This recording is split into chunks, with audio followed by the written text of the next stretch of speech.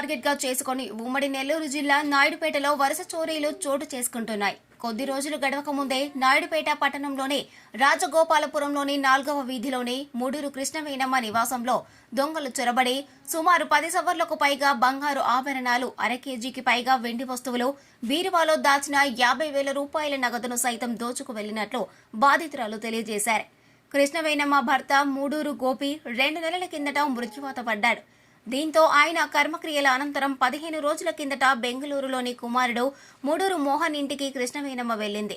బెంగళూరు నుంచి గురువారం సాయంత్రం ఇంటికి వచ్చి చూసుకోగా తలుపులు పగలగొట్టి ఇంట్లో ఉన్న బీరువాను ధ్వంసం చేసి అందులో దాచిన బంగారు నగలు, వెండి వస్తువులు, నగదు సైతం అపహరించుకుని వెళ్లినట్లు బాధితురాలు గుర్తించింది.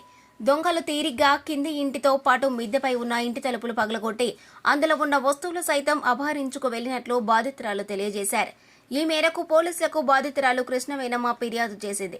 దీంతో సిఐసి వెంకటేశ్వర్లతో పాటు పోలీసులు సంఘటన స్థలాన్ని పరిశీలించి దర్యాప్తు చేస్తున్నారు. పండగ రోజు వెళ్ళిపోయినాం. వీడికి ఎన్నెన్ని గుర్తుంటాయి, అందరు వచ్చే వాళ్ళని చూసుకుంటాడా, వాళ్ళకి హెల్ప్ చేస్తాడా? మరిన్ని న్యూస్ అప్డేట్ కోసం A3 న్యూస్ ఛానల్ ని సబ్స్క్రైబ్ చేసి బెల్ ఐకాన్ ను ప్రెస్ చేయండి.